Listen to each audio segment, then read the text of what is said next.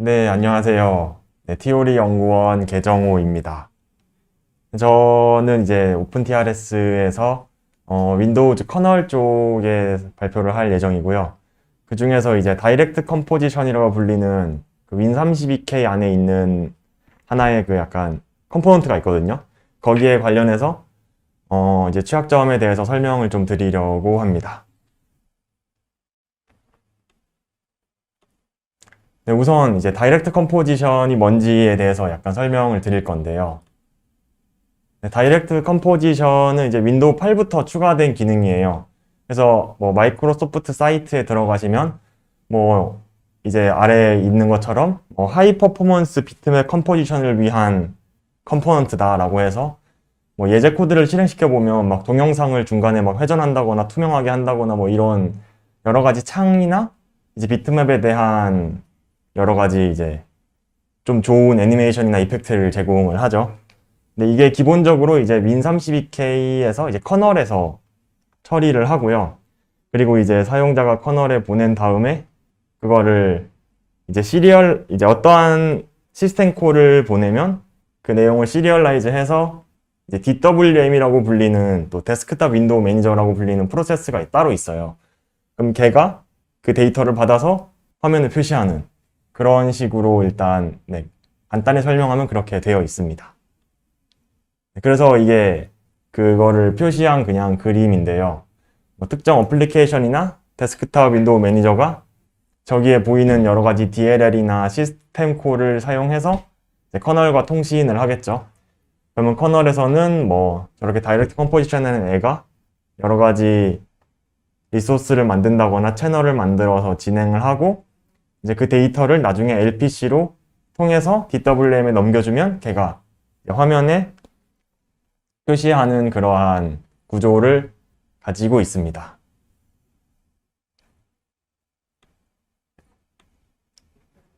네, 그래서 이제 다이렉트 컴포지션 취약점이 사실 뭐 이게 정말 처음인지는 모르겠지만 제가 아는 한 약간 처음으로 공개되었던 게 이제 펀페스트 2016에 360 불칸이라는 팀이 있죠. 이 팀에서 이제 차크라 엣지, 지금은 이제 크로미움 엣지지만 예전에 있었던 차크라 엣지의 풀체인을 하기 위해서 이 다이렉트 컴포지션 이제 커널 취약점을 사용했습니다. 그리고 여기서 발견한 취약점을 그 바로 다음 연도에 캔색 웨스트라는 컨퍼런스에서 발표를 했고요. 저기 깃허브에 들어가시면 발표 자료랑 관련된 코드도 보실 수 있습니다. 또 이것도 이제 실제 발표 자료 나왔는데 아마 다이렉트 컴포지션과 관련된 거는 가장 첫 번째 자료일 것 같다고 저도 생각이 들고요. 이제 이 사람들이 여기에 집중했던 이유는 이제 차크라 엣지에서 접근 가능하니까 이거를 써보자라고 이제 해서 집중했던 것 같습니다. 뭐 아까 그 브라우저 발표에도 얘기했듯이 이제 크롬은 아예 윈32K를 다 락다운 시켜놨고요. 그리고 이전에 있었던 차크라 엣지 같은 경우에도 윈32K 중에 일부를 필터링을 해요. 근데 이 다이렉트 컴포지션이 필터링이 되지 않는 시스템 콜이다 보니까 여기에 집중해서 좀 더 연구를 했던 것 같습니다. 그래서 이 발표가 나오고 나서 이제 취약점이 많이 나왔는데요. 이게 저희가 회사에서 페르미움이라는 원데이 분석 서비스를 하고 있는데 그 중에서 제가 다이렉트 컴포지션 관련된 아이들만 좀 뽑아서 여기다 정리를 했어요. 그래서 거기에 있는 취약점들을 일단 그냥 간단히 소개를 먼저 얘기를 드리겠습니다. 일단 저 첫 번째 보이는 게 이제 실제로 다이렉트 컴포지션에서 발생한 레이스 컨디션인데 실제로 와일드에서 익스플로이트 할 때 쓰였고요. 그 다음 게 이제 뭐 펀트온에서 쓰이거나 뭐 이러한 것들이 다수 있었습니다. 그리고 이쪽에서도 뭐 펀트온에서도 쓰이고 뭐 실제로 와일드에서 쓰인 버그들도 이 다이렉트 컴포지션에서 많이 나오고 있고요. 그리고 저기 CV2021-26900이 제가 GDI 블로그에 이제 게스트 블로그로 작성한 내용인데 아마 오늘 이제 케이스 스터디로 진행할 내용이 제가 말씀드릴 내용이 저기 딱 보시면 알겠지만 저 세 개가 디스크립션이 똑같잖아요. 저 세 개가 진짜 비슷한 아이들이에요. 그래서 저 펀트온 2020에 쓰였던 저 버그를 통해서 아래 버그가 어떻게 발견되는지에 대해서 약간 이렇게 설명을 드리려고 저 세 개를 아마 뒤쪽 케이스 스터디에 진행할 예정입니다. 일단 케이스 스터디를 하기 전에 간단히 다이렉트 컴포지션을 어떻게 호출하고 어떻게 만들고 어떤 식으로 이제 사용자와 인터랙션 하는지 설명을 간단히 하고 이제 케이스 스터디를 하도록 하겠습니다. 네, 일단 다이렉트 컴포지션과 관련된 시스템 콜은 이제 win32k 베이스를 아이다로 열어보시면 저렇게 NT decomposition이라고 시작되는 시스템 콜들이 쭉 있어요. 저게 다 이제 다이렉트 컴포지션 관련된 거라고 보시면 되고요. 뭐 일부는 호출할 수 있지만 일부는 이제 데스크탑 윈도우 매니저에서만 호출할 수 있도록 막아놓은 콜들도 있고 해서 네, 이걸 잘 보시면 되는데 기본적으로 잘 보이실지 모르겠지만 저기 위에 저렇게 처진 세 개가 취약점들을 트리거할 때 자주 쓰이는 시스템 콜들이에요. 그래서 하나씩 간단히 말씀드리면 첫 번째는 이제 create 채널이라는 시스템 콜인데 말 그대로 채널을 생성하는 시스템 콜이고요.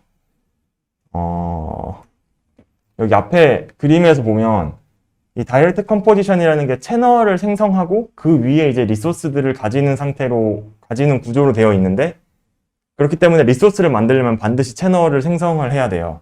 그래서 이를 위해서 그냥 채널이라는 거를 만들어준다라고 생각하시면 되고요.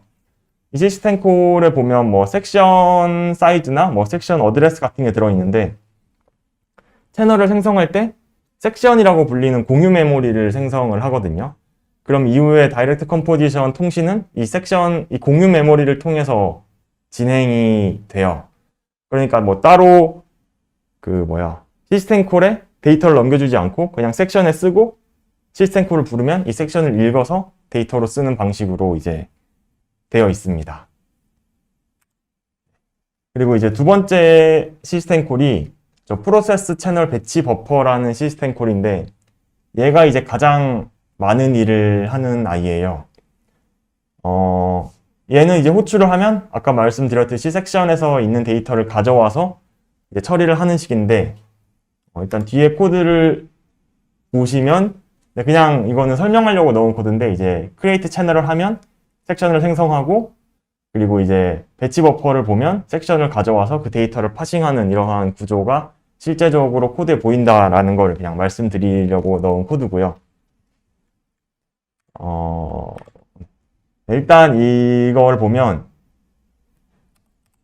앞에 여기를 보면 이제 cmd라는 거를 그 섹션의 첫 번째 인자에서 가져와서 사용을 하거든요. 이 첫 번째 인자에서 사용하는 값이 이제 결국 어떠한 명령을 실행할 건지에 대한 값인데, 어이구.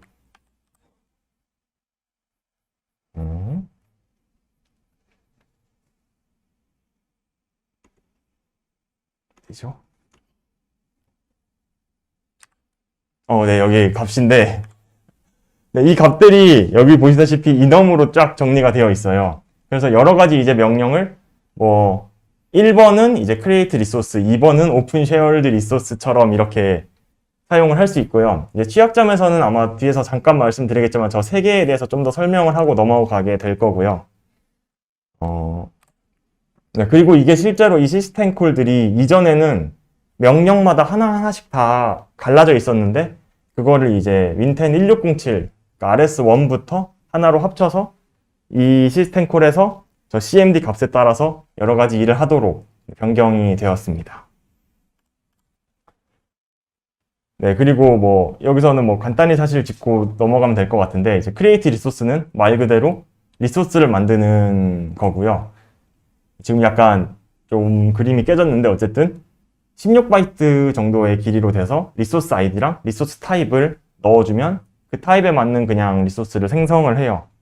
이 리소스 타입이라는 게 이제 윈도우 버전마다 계속 값이 달라지게 되는데 이 타입은 그냥 이제 win32k를 연 다음에 이제 여러 가지 객체들이 쭉 있는데 그 객체에 이 getType이라는 그 메소드가 있어요.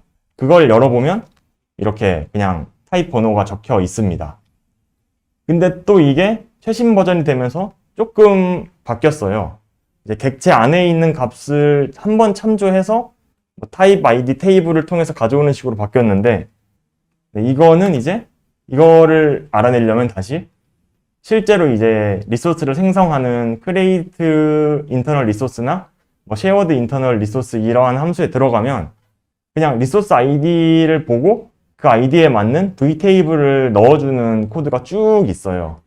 그럼 이제 뭐 제가 하고 싶은 게 저기 레거시 애니메이션 트리거 마셜러라는 거에서 취약점을 찾고 싶으면 이 부문이 0x5c니까 타입 아이디에 0x5c를 넣어서 create 리소스를 부르면 저렇게 그냥 레거시 애니메이션 트리거 마셜러라는 게 생성이 되는 그런 단순한 구조로 되어 있습니다.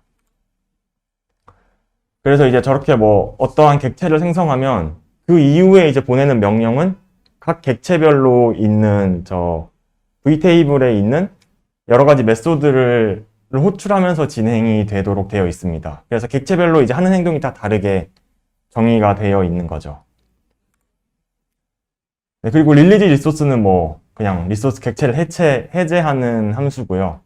이 릴리지 리소스란 명령을 보내면 아까 앞에서 보셨던 이 vtable에 release all reference라는 메소드가 호출이 돼요. 당연히 이제 이름 그대로 호출이 되도록 되어 있겠죠. 그리고 두 번째로 이제 또 다른 명령 중에 하나가 set resource buffer property라는 명령이 있는데 얘는 조금 복잡한 구조를 가지지만 그냥 중요하게 알아두기만 하면 되는 게 이제 객체 vtable에 set buffer property라고 불리는 요 메소드가 호출이 된다. 이것만 이제 좀 알고 넘어가시면 될 것 같습니다. 네, 그래서 이제 이런 식으로 여러 가지 명령을 잘 공유 섹션에 넣어서 저 NT 컴포지션 프로세스 배치 채널 배치 버퍼를 부르면 딱 지정한 명령과 데이터로 이제 시스템 콜이 진행이 되는 식으로 되어 있습니다. 그리고 이제 마지막이 저렇게 배치 버퍼를 통해서 막 데이터나 리소스를 넣은 다음에 커밋 채널이라는 시스템 콜이 있는데 저거를 호출을 하면 이때까지 모여졌던 리소스와 데이터를 다 시리얼라이즈를 시켜서 이제 DWM이라는 실제로 그림을 그려주는 아이한테 전송을 하게 됩니다. 그래서 이때는 이제 각 리소스의 데이터를 시리얼라이즈 하기 위해서 emit update commands라고 불리는 vtable의 메소드가 호출이 되게 됩니다.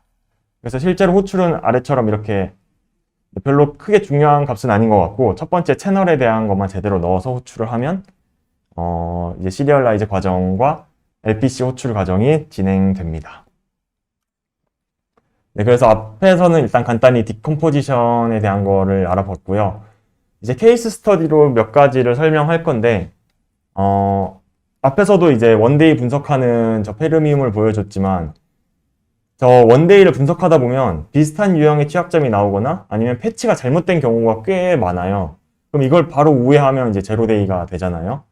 그래서 실제로 저 CV 2020-1381이랑 2020-17010이랑 여기 26900인데 잘못 적었지만 어쨌든 저 세 개의 취약점이 첫 번째 취약점에서 약간 이렇게 분화되는 느낌이어서 그거에 대해서 이야기를 하려고 합니다.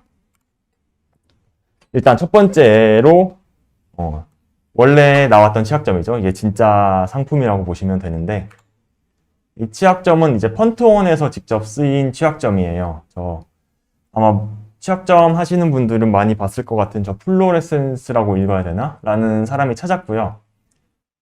여기선 두 가지 객체가 쓰이는데 저 C 인터랙션 트래커 바인딩 매니저 마샬러랑 C 인터랙션 트래커 마샬러라는 객체 간이 서로 참조하는 문제로 인해 발생하는 이제 UIF라고 보시면 되는데 전체적으로 이름이 너무 기니까 트래커 바인딩 객체랑 트래커로 이제 줄여서 부르도록 하겠습니다. 그리고 이제 앞에서도 뭐 여러 가지 그 CMD를 말했잖아요. 그 중에서 이제 setBuffer property라는 명령에서 발생을 하는데 이 setBuffer property라는 명령을 보내면 저 함수가 호출이 돼요. 왜냐하면 그 vtable에 딱 맞는 함수가 호출이 되니까. 저것도 이제 너무 길잖아요. 그래서 그냥 이제부터 setBuffer property라는 함수는 저 C interaction tracker binding manager 마샬러 거라고 생각하시면 될 것 같습니다. 그래서 이제 코드를 여기서부터 조금씩 있는데 아마 코드가 어떻게 보이실지 모르겠는데 일단 설명을 하도록 하면 가장 먼저 이 setBuffer 프로퍼티의 첫 번째 이제 서브 커맨드랑 데이터 사이즈를 검사를 하고요. 그리고 이 리소스 그 데이터 버퍼에서 값을 3개를 가져와요. 4바이트 값 3개를 가져오는데 첫 번째는 뭐 리소스 아이디 2개랑 그리고 엔트리 아이디 이렇게 가져오고요. 그리고 아래쪽에 이 주석 1번으로 되어 있는 게 혹시라도 여기를 분석해 보셨거나 뭐 관심이 있어서 분석하시게 될 분들은 엄청 많이 보게 될 패턴인데 리소스 아이디로부터 리소스를 가져오는 코드라고 보시면 돼요. 리소스 포인터를 가져오는데 이렇게 생긴 코드가 다이렉트 컴포지션에서 엄청 많아요.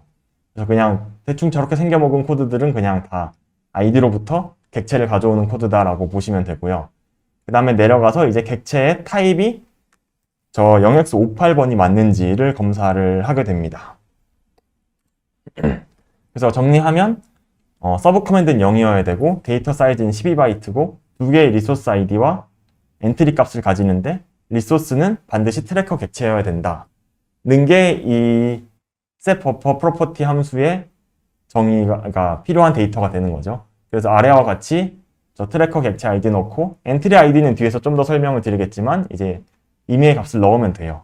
그리고 저렇게 해서 호출을 하면 이 앞에 이 함수가 이제 실행이 됩니다.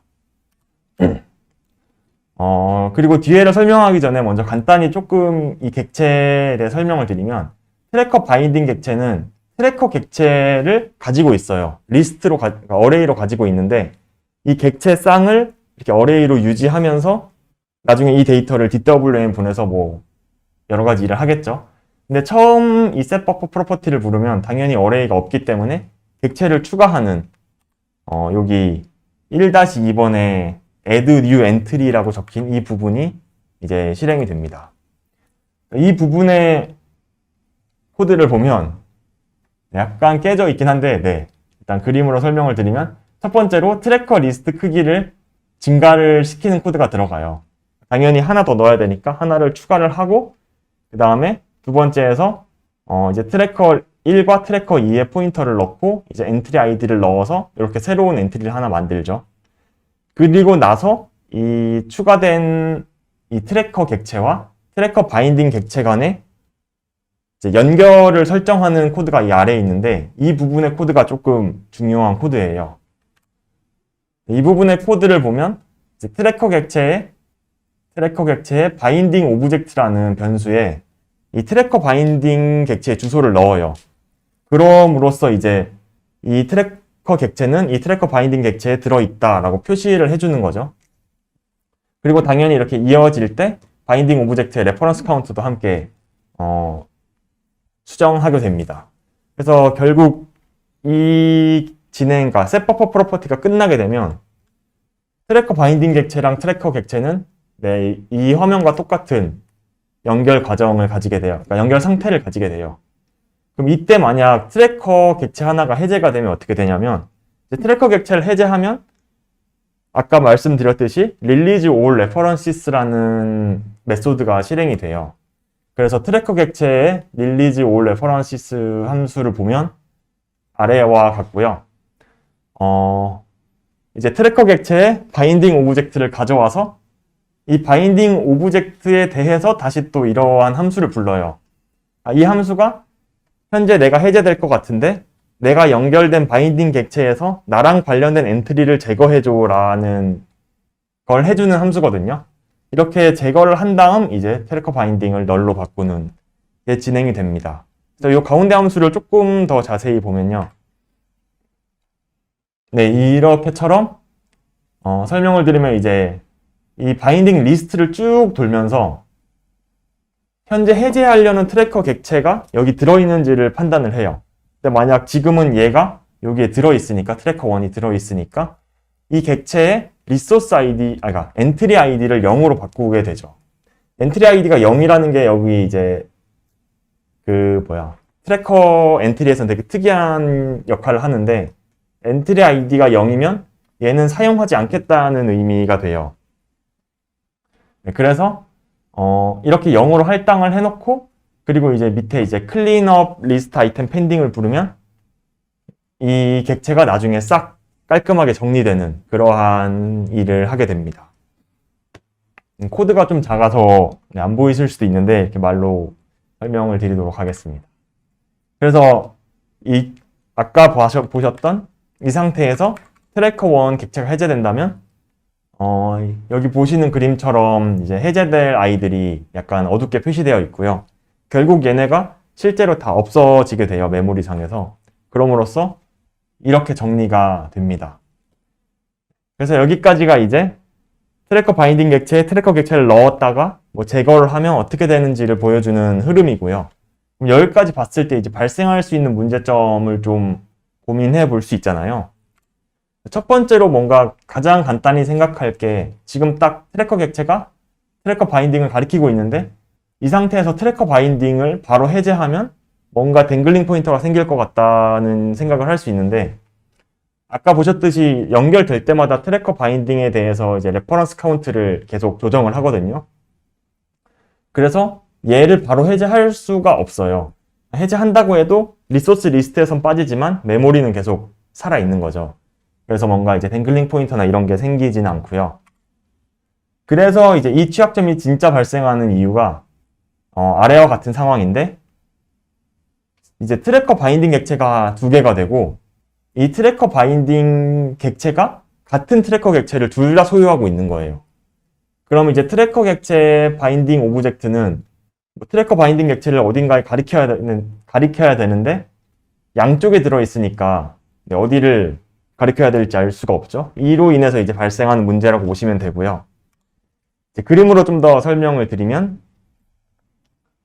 이제 트래커 바인딩 1 객체에 트래커 객체가 들어있는 상태에서 얘를 2에다가 추가를 해보는 거죠. 근데 코드상에서 보면 검증이 없어요. 그냥 엔트리 아이디가 널만 아니면 바로 추가를 한다고 되어 있거든요. 그렇기 때문에 이 화면과 같이 추가가 그대로 됩니다. 그럼 이 상태에서 이제 트래커 2 객체를 바로 해제를 하면요. 앞서 말씀드렸듯이 이렇게 이 객체들이 결국 추가적으로 해제가 되고요. 결국에는 이러한 상태가 되죠. 그래서 이제 이 트래커 객체가 트래커 바인딩 2 객체만을 이제 포인트하고 있기 때문에 트래커 바인딩 1 객체에서는 저 엔트리가 해제가 될 수가 없는 거죠. 그렇기 때문에 결국 댕글링 포인터로 그대로 남아있게 되고 이로 인해서 이제 UAF가 발생하는 게 CV2020-1381 펀트원에서 쓰였던 취약점입니다. 그래서 이제 댕글링 포인터가 발생하게 되고요. 그리고 앞서 설명드렸던 이제 커밋 채널이라는 시스템 콜을 호출하면 모든 리소스에 대해서 그 데이터를 시리얼라이즈 하려고 시도를 해요. 그러면 당연히 이 과정에서 아래 보시다시피 저 엔트리 언더버 트래커 1과 트래커 2가 이렇게 참조가 되고요. 이 객체에 대해서 이제 v테이블을 참조해서 emit update command라는 메소드를 호출하죠. 그래서 이때 이제 UAF가 바로 발생을 하게 됩니다. 실제로 윈디버거에서 보면 이제 RCX 객체 포인터를 찍어보면 프리가 되어 있는 걸로 볼 수 있고요. 그리고 이렇게 프리된 값을 가져와서 뭐 v테이블을 가져와서 함수 콜을 하는데 이제 커널에도 CFG라고 해서 컨트롤 플로우 가드가 들어있거든요. 근데 윈32K는 아직 그게 정확히 들어가지가 않았어요. 그러니까 NTOS나 이런 데는 좀 많이 들어가 있는데 윈32K는 KCFG가 되게 약하게 들어가 있어서 사실 거의 없는 수준이어서 저기로 이제 거의 원하는 곳으로 점프할 수 있는 컨트롤 플로우를 얻을 수 있기 때문에 익스는 충분히 이제 간단하게 나중에 좀 진행을 할 수 있습니다. 그래서 이 CV2020-1381에서 가장 중요하게 생각해야 되는 게 이 상황이 취약한 상태이고요. 좀 더 정확히 보시면 요런 상황이에요. 이제 트래커 객체가 트래커 바인딩 객체 리스트에 있는데 그 트래커 바인딩 객체를 가리키고 있지 않는 상황인 거죠. 요 상황을 이제 기억해 주시면 이 뒷부분에는 무조건 이 상황을 만들기 위해서만 노력을 하면 이제 취약점이 되겠죠. 그래서 이제 나오게 되는 게 이 첫 번째 유사품처럼 생긴 이 아이가 됩니다. 그럼 우선 이 펀트원에 쓰였던 1381 패치를 보면요. 여기 이렇게 두 줄이 추가됐어요. 트래커 바인딩 객체가 널이거나 현재 객체를 가리키고 있는 경우에만 이 if 문을 통과할 수 있겠죠. 그림으로 보면 이제 트래커2 객체를 트래커 바인딩 2에 추가한다고 하더라도 이미 트래커2 객체의 바인딩 오브젝트가 트래커 바인딩 1 객체로 되어 있기 때문에 조건을 통과하지 못해서 이제 추가할 수가 없는 상태가 되는 거죠.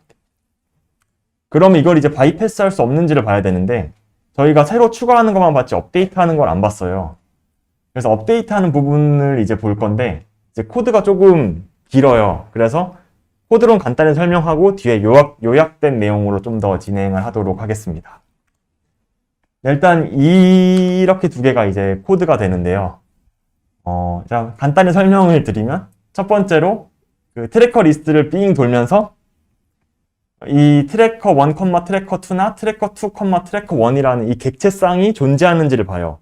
존재한다면 그 객체의 이제 엔트리 아이디를 업데이트하는 그런 것만 하고 사실은 끝이에요. 근데 엔트리 아이디가 0인 경우가 있는데 앞서 말씀드렸듯이 엔트리 아이디가 0이면 이 엔트리는 사용하지 않는다라는 의미를 가진다고 했잖아요. 그래서 저 remove binding marshall reference from tracker if necessary라는 저 복잡한 메소드를 호출함으로써 필요시에 필요 없다고 생각되면 연결을 끊어주는 그러한 추가적인 일을 진행을 해요. 그래서 이게 그 긴 이름의 함수인데 역시나 얘도 간단히 설명을 드리면 트래커 리스트를 삥 돌면서 현재 트래커 1이나 트래커 2 객체가 다른 리소스에 있는지를 다른 엔트리에 있는지를 검사를 해요. 만약 다른 엔트리에도 하나도 없다면 이 객체는 이제 현재 바인딩 되어 있는 마지막 객체니까 더 이상 필요 없으니까 바인딩을 제거하겠다라고 하면서 이제 밑에서 바인딩을 널로 초기화시키는 그러한 일을 수행하게 됩니다. 네, 그래서 앞에서 뭔가 엄청 길게 했는데 간단히 요약을 하면 트래커 1, 트래커 2나 트래커 2, 트래커 1이라는 쌍을 찾고 존재한다면 엔트리 값을 업데이트해요. 근데 엔트리 값이 0이라면 저 긴 이름의 함수를 불러서 이제 바인딩 오브젝트라는 포인터를 제거하는 그러한 수순을 밟게 됩니다. 네, 그림으로 설명하면 이제 트래커 1과 트래커 2를 내가 엔트리 아이디 0으로 업데이트를 하겠다라고 하면 이런 식이 되죠.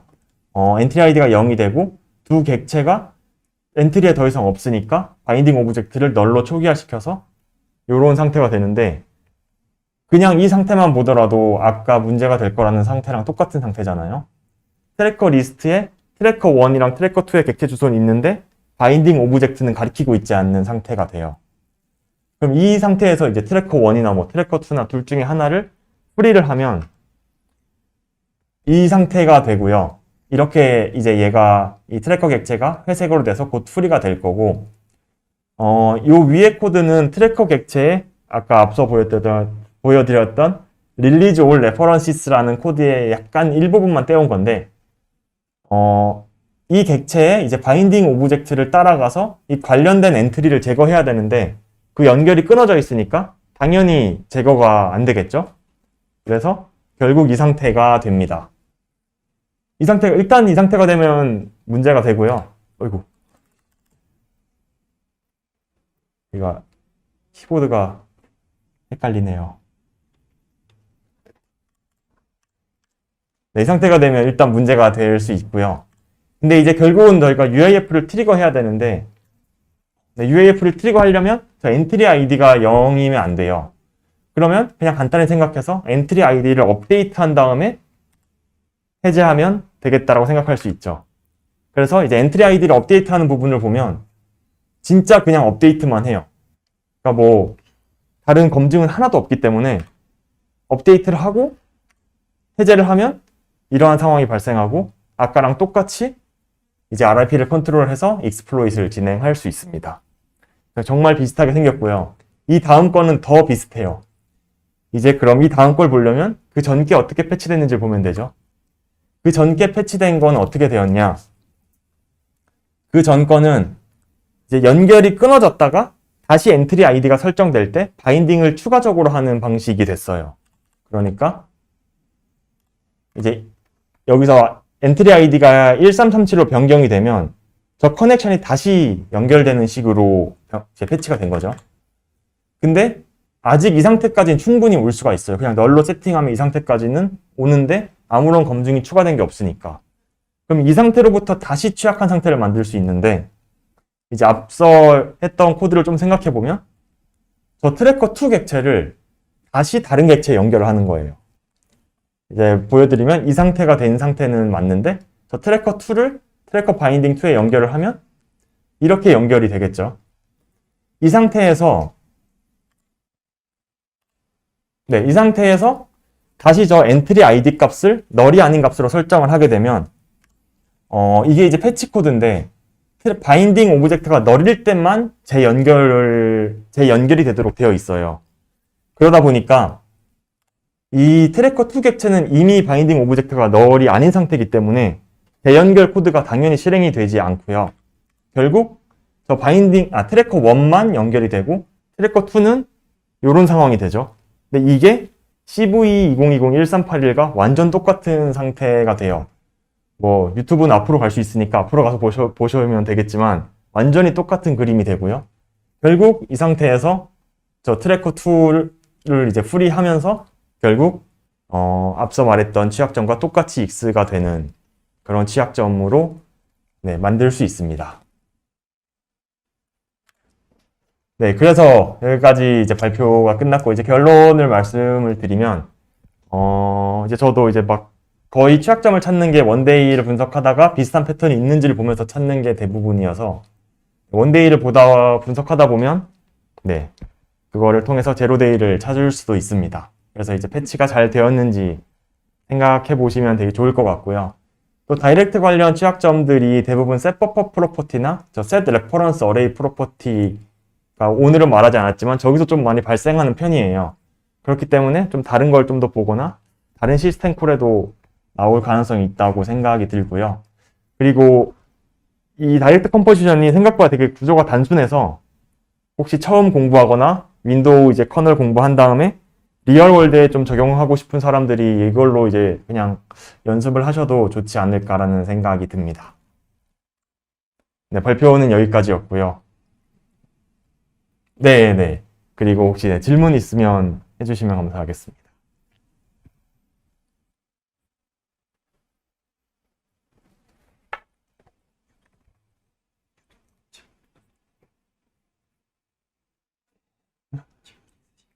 네, 혹시 이제 질문 있으신가요?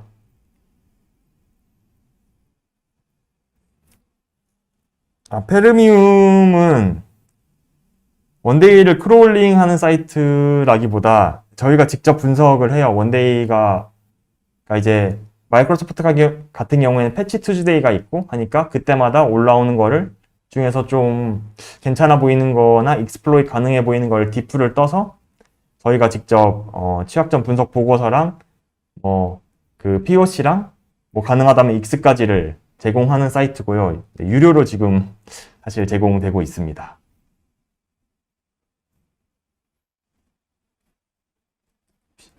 네, 혹시 더 질문 있으신가요? 없으면 저는 발표는 여기까지 하게 될 것 같고요. 다음 발표자는 신정훈 연구원님인데, 지금 아마 많은 사람들이 알고 있을 것 같고요. 지금 BOB에서 멘토도 하고 엄청 대단한 사람이기 때문에 여러분 아마 충분히 재밌는 발표가 되실 것 같습니다. 감사합니다.